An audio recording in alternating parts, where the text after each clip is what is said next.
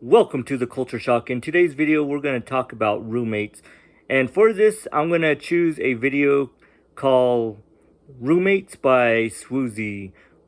But I want to do this because a lot of people want to move out and get a roommate, or they just want to move out in general. But I would warn that you would choose your roommates wisely. You might have the best of friends, but you don't really know them behind the scenes. You might know them generally because you only see them a couple of hours a day, maybe an hour a day, but you don't know their bad habits. You don't know if they're clean roommates or if they're messy. But I would say maybe check their house and make sure they have a job. But I want to choose this video for the culture shock because a lot of guys like to move out and be roommates, like when they're 18, 19, 20, or even in their mid-20s. But I always didn't want to have roommates, but my first roommate was my sister, and we got along pretty well. I mean, we weren't the best of friends. We were just kind of choosing to be roommates because we trusted each other to pay the other half of the rent and cable bill and contribute to half the food. So that was easy. But for those of you who don't have siblings, or you don't know your friends that well, you might want to try listen to this. It's only going to be audio because I don't know how to do that other stuff that people do, get their videos onto their video platform. But let's just take a listen. We can all learn something from it still. Annoy me a little too easily. I'm home, and then all of a sudden I hear, BAM! Somebody just slams the door. Like, why do you have to slam the door like you're Thor? And now I'm triggered for the rest of the day. You're all about to get some T, capital T-E-A. Friendships are about to end. So much tea that I had to wait a few years before even thinking about talking about this. And in my waiting, other YouTube animators started talking about roommates. So I had to wait even extra years. So I think the dust has settled. So now I can jump on here. When I first started my YouTube channel, I was living at home with my mom and dad. By the way, if you have any brothers or sisters, that brother or sister is your first experience with a roommate. I went to a community college, so I didn't experience the whole go off to campus, live, with a roommate. I didn't experience any of that. So when I got cast for this TV show, I had to move to LA. Here's a quick rundown before we get into the tea. You get about, $230 a day cash. So let me paint the picture. We were put up in the Oakwood apartment complex. They paid our bills. So that means we didn't have to pay for electricity, we didn't have to pay for water, we didn't have to pay for jack. On top of that, they gave us $30,000 a year and $230 cash per day. I'd like to start by just saying what he just went through. I'm glad me and my sister, when we first moved out, we got a all utilities paid apartment. But nowadays, I think that's really rare. This was back in 2004. But I don't like that whole thing that he talked about where, he mentions his roommates would come back late and like 2 in the morning or whatever he said, and they would slam the door. I'm a person who has a hard time falling asleep, and little noises wake me up, so that would annoy me. All right, life should be good. We shouldn't have any roommate drama whatsoever because all our bills are paid. They even paid for my flight from Orlando to LA. So life should be good and no roommate drama because all our bills are paid. Every team was broken up into your own little apartment. You walk in, here's the living room. You go to the left, that's a bedroom that sleeps 2 people. You go to the right, it's another bedroom that sleeps 2 people. So yeah, I had one other person that slept in the room with me, and then 2 people slept in the other bedroom, and that was our unit. And I liked these guys. They were all great. Matter of fact, they all watched my videos, and I had just started doing YouTube around this time, so they were all like, bro, we just found this website and we're watching your videos. That's how it all started. But then I quickly declined into chaos. The first sign of trouble in paradise is I quickly notice nobody wants to take out the trash. So the trash would just start piling up because it becomes this game of Jenga to see who could pile on the last piece of trash. That's the first thing I noticed that started to shift the... Well, right now, I would like to just tell you that before you go out on your own, learn to clean your place, whether you're living with your mom, your dad, but learn to clean up after yourself. So if you get roommates, they're not like babysitting you, and that kind of sounds mean, but that's pretty much what they're doing. If they have to tell you clean your room or wash dishes, you got to take up and do your part, do the responsibilities. And that's why in videos I told you guys to clean up after yourselves. That way, maybe if you get married or you have a girlfriend, you move in, that they don't have to clean up after you. They don't have to be a mom figure, or if you get roommates, guy roommates, your friends, they don't have to feel like you're a baby brother. So learn how to clean up after yourselves. Mood in the house to go from kumbaya to... Now, I told you I have a bedroom that I share with somebody, and then they have a bedroom that they share with somebody. So we share a bathroom. After 2 days, I come home, and my toilet paper is gone. Like, it's the empty roll. And I'm sitting here thinking, like, dude, do you eat the toilet paper? We're just gonna call this dude Kevin. Little things like toilet paper become a massive... I've never once thought about toilet paper once in my whole life when I was living at home. But now, it's like an act of war.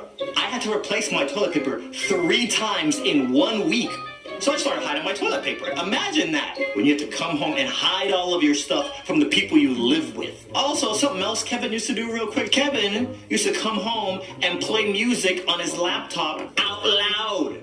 I love reggaeton, I love Spanish music, I love Latin music, I love all of it. You have $300 headphones that you just bought from Best Buy, sitting right there chilling, doing nothing. All my bills are paid, so if this is the worst thing I gotta worry about is hiding my TP and listening to Daddy Yankee, life is pretty good. Me catching the vibes early, I make my footprint real small. Because I start coming home and I start noticing people don't want to wash their dishes. And nobody wants to come home to that and no toilet paper while Gasolina is blasting as a soundtrack in the background. Your eyes start... What I would like to say is also about being responsible is learn to contribute. If you're living with roommates, you got to learn to contribute. If they cook, maybe you can wash dishes. And if you're gonna buy snacks, maybe buy some for everyone, or maybe keep some to yourself. And don't try to go eat their food, but try to just learn how to live with other people. I mean, I had a brother and his girlfriend who used to live with me at the time, and they would cook and I would clean. They would buy their own food and I would buy mine, but sometimes they would ask me if they could have some of my food, and I would ask them if I could have some of theirs. But it was all about asking before I just take. So learn to contribute, or just learn to maybe make some rules about that. But that's why I would say move in with people you trust. Twitching after a week of this. So I already feel tensions are building in the house. So I say, hey guys, I bought a stack of paper plates since none of us want to wash dishes. Anybody can use them. Then paper plates were gone in 60 seconds. I don't even use them because guess what I do? We got Cheesecake Factory right across the street. We got Subway right down the street. So I'm eating out every single day. I don't use a single plate. 200 IQ, come holla at me. How about after 3 weeks, they call it intervention on me? We need to talk. Okay, what's up? You haven't really contributed. We started a community thing, but you haven't put in any money for it, bro. What's up? And I says to them, I say, I bought my own garbage. It's next to my bed. I have my own toilet paper. I eat out every day. So I don't touch any of the community, anything. So... That's the one thing I don't like. That's why I'd rather live alone. But that whole communal thing where everyone has to contribute, I'd rather just buy my own stuff and not contribute, because somebody might take more than their portion, or someone might not contribute equal portion. But that's why I'd rather not do the whole communal thing. I mean, that's just me, but maybe you guys are different. Maybe you guys don't mind that, or maybe You guys are the ones who don't contribute as much, but me, I'm a person who likes to put in my fair share, but I don't like other people taking more than their share, so I'm not really that big of a fan of the whole communal thing. Just like sWooZie, I'll buy my own stuff, and that's mine. And you can ask me to have some, but don't try to take more than your portion. Oh, there's that. And they had no response because there is no response. I already thought about all this on day 2. I've unsubscribed from all this drama. Got me crawling through a secret tunnel to get to toilet paper. They didn't like that too much. Even though I was right, all I do is stay home and practice. So even when it comes time to party, they don't invite me, which is fine. The part that I'm a little annoyed at is I'll be sleeping on a Friday night, and at 2 a.m. I hear bleh, bleh. Wake up, and Kevin is vomiting in the bathroom because he took 97 shots at the club. When I would wake up to go brush my teeth the next morning, I see yes, now there's crusted forensics everywhere. There is crust and residuals that he missed because he's drunk. So y'all know me, if I'm getting annoyed at somebody slamming a door, imagine now adding all these things up, and then Judgment Day happened. One day, I'm gaming, and then I realize I haven't eaten today, and it's midnight. Nothing's open. So, in my shoes, what do y'all do, right? I'm gonna tell you what I did. I opened up the pantry for the first time since 1999, and I'm like, wow. And the first thing that catches my eyes, listen, I'm black. We're predisposed to love grape soda and Cheez-Its, and I see Cheez-Its, so I'm like, bruh. You know how Abu looked when he saw that jewel in the Cave of Wonders, and he's licking his lips? That was me. Now I started I start working this out in my head. I'll just take a quick handful, and no one's gonna know, right? Shh, I'm telling y'all, don't tell nobody. I even do like an Indiana Jones, replace it really quick with a sandbag. I look at the top and I see that the seal has not been broken. So now it's code double red. I'm wholesome. So what do? My stomach is grumbling. Y'all can see my rib cage. I grab the Cheez-Its, I put it on the desk next to me, and I keep practicing. Now, it's in the living room, so this is the first thing you see when you walk in. They're off at the club. I'm practicing. 1 a.m. comes around, I'm looking at them Cheez-Its, and she's looking back like, you know you want to, right? I'm not doing it, right? Around 2:30, club's closing, they come walking in. I'm sitting, they walk in, they're like, ha, ha, ha, ha. Boom. They see me, they see the Cheez-Its. So this is what that whole intervention was about a few weeks ago, so I know how this looks. So I see the look on their face. Hey, whose Cheez-Its are these? Mine. So then I says to him, is it cool if I have some? Bro, wow. You know what? Whatever, dude, whatever. Stomps off to his room and slams the door. I have not even opened the Cheez-Its. They're still sealed, and I hear the door fling open. Bro, what the F, man? You're the main person saying you don't want to contribute, and then you're eating people's stuff? I says to him, bro, I haven't even opened these. But you know what? I don't even want your Cheez-Its. I lied. I really wanted them Cheez-Its. I played for the team Complexity, and Jason Lake was our manager. Part that Cheez-Its, one time, me and my brother, after him and his girlfriend had to split, then he was doing his whole superhero diet, but he had like a cheat meal, and he had birthday cake Oreos. I don't know if you ever had that. It tastes real good. He got me kind of hooked on that. So, but I asked him, "Can I have some?" He said, "Oh yeah, sure." And I said, "I'll buy you some if you run out," because I really like that. So I said, if you run out and I eat a lot of it, he's like, "Oh, you can have as much as you want." So later on, I bought some more for him because I ate a lot, and I asked before, so it wasn't just me taking his food. So he had a very strict rule that every morning we had to work out for an hour. I'm on this treadmill looking like Skeletor because I haven't eaten in 32 hours. And Jason walks up to me and he says to me, he says, "Hey, Swooz, man, you've been a real big problem with your roommates. You're using up all the toilet paper.